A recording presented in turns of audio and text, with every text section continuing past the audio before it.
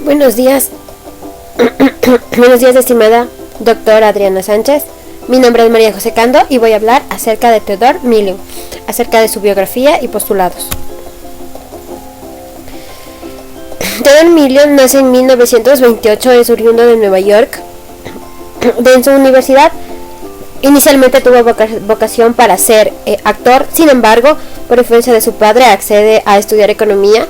Como obviamente no era lo que le gustaba, se inclinó por la física, la sociología, pero terminó estudiando psicología clínica y a su edad de 22 años se graduó, tuvo su doctorado con su tesis acerca de la personalidad autoritaria.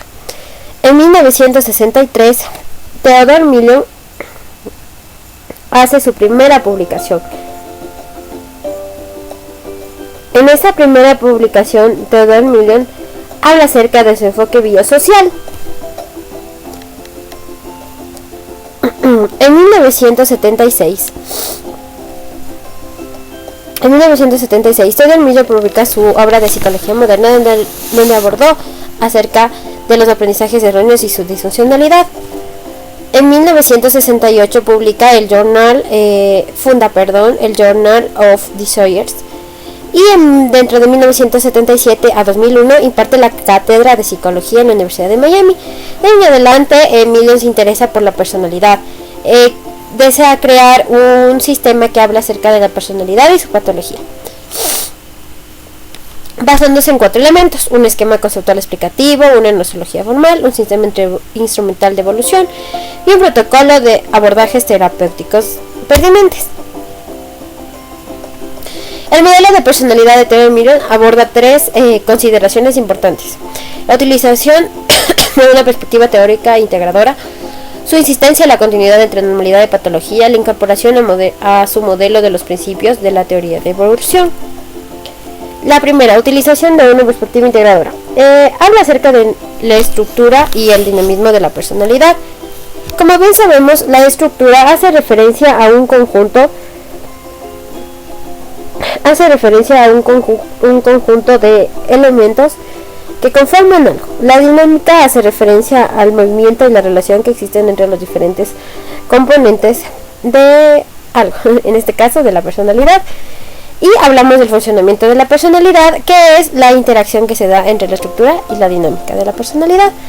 Vamos a hablar acerca de que hay una relación entre la perspectiva no nomotética y la ideográfica. La perspectiva no nomotética hace referencia a todo lo general, es decir, que Million lo que buscaba era establecer un sistema de la personalidad que sea aplicable para la población en general, pero también que no deje de lado la perspectiva ideográfica, que hace referencia a lo individual, a lo característico del ser humano, donde abordamos cuestiones como, por ejemplo, sus mecanismos de defensa, sus necesidades, sus miedos, etc.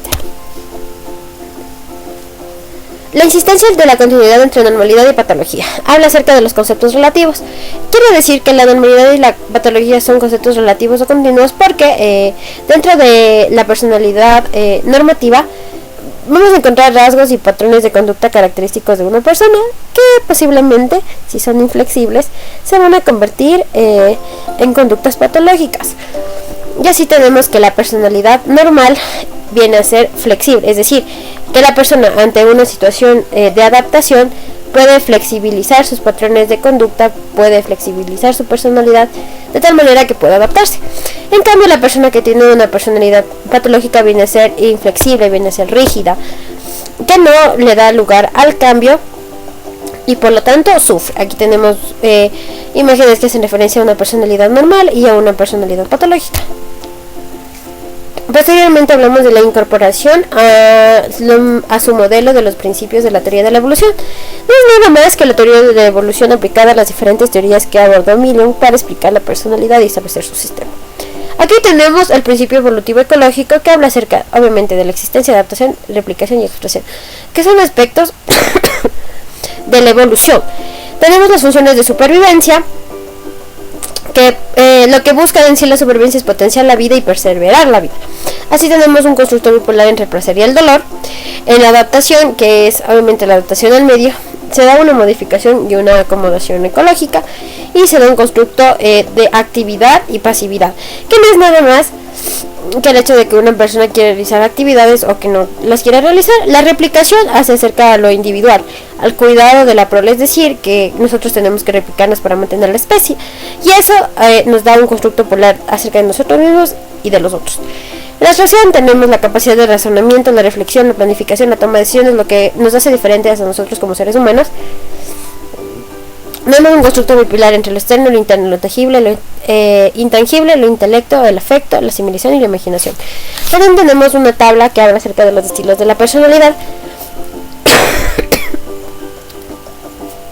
que toma como enfoque las fuentes de refuerzo. Habla acerca de sí mismos, de otros, de sí mismos u otros, ni de sí mismos ni otros.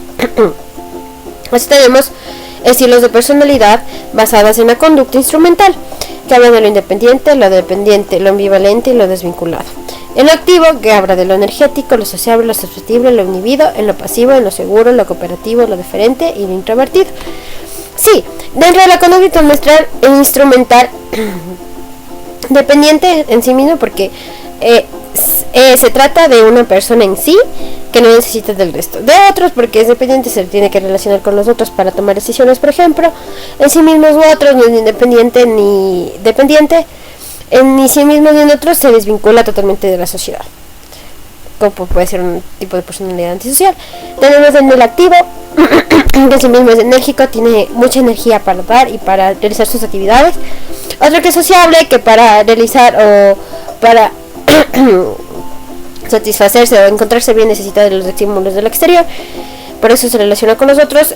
Alguien que de sí mismo u otros, es decir, que es susceptible porque los estímulos del entorno le pueden afectar, y de sí mismo de otros es inhibido, es decir, que no le interesa relacionarse con el resto, como puede ser una característica del esquizoide. Pasivo, que en sí mismo es seguro, que con otros puede ser cooperativo, se relaciona con el resto, puede ser diferente, en sí mismos u otros, y en sí mismo ni otros puede ser introvertido, no le interesa relacionarse con el resto. La naturaleza del sistema multiaxial, lo que habla este sistema multiaxial, es decir, que englobamos todo para dar una evaluación óptima a un paciente. Quiere decir que esta persona 1 y esta persona 2, a pesar de que tengan las mismas conductas depresivas, no se las va a abordar de la misma manera. ¿Por qué? Porque hay que tomar en cuenta la personalidad. Por ejemplo, la persona 1 va a tener tendencias a va a tener conductas depresivas porque ha tenido una relación dependiente con su pareja, y en cambio esta otra persona también tiene las mismas conductas de depresión, pero no porque ha sido dependiente de la pareja, sino más bien porque no pudo, o se le hace difícil o complicado intimar con la otra persona. Es decir, no se puede abordar a las dos personas de la misma forma por su tipo de personalidad. La evaluación e intervención terapéuticas. Lo único que quiero enfocar aquí es que Million, a partir de su sistema de personalidad, también propuso maneras de evaluar la personalidad.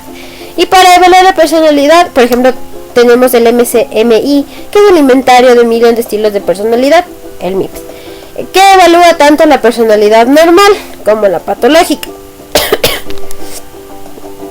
Y también tenemos otras como el Million Behavioral Health Inventory y el MBHI. Son diferentes instrumentos de evaluación acerca de la personalidad, que nos van a ayudar a determinar qué tipo de personalidad tiene una persona, e incluso, como vimos anteriormente, si una personalidad viene a ser normal o viene a ser patológica.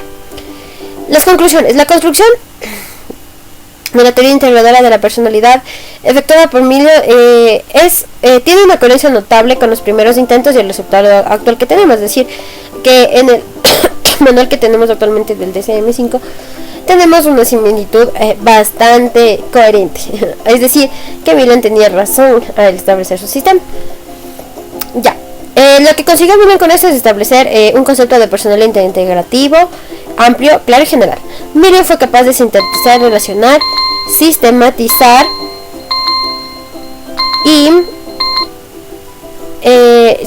sistematizar en la personalidad basándose en un enfoque evolutivo con una nosología formal y con los contratos de polaridad, sin dejar de lado obviamente la interacción y el dinamismo que existe entre lo general, que compone la perspectiva nomotética, y lo individual, haciendo referencia a la perspectiva ideográfica. Lo relevante de este autor es la forma en que logra integrar los enfoques conductuales, afectivos, cognitivos dentro de un sistema de la personalidad.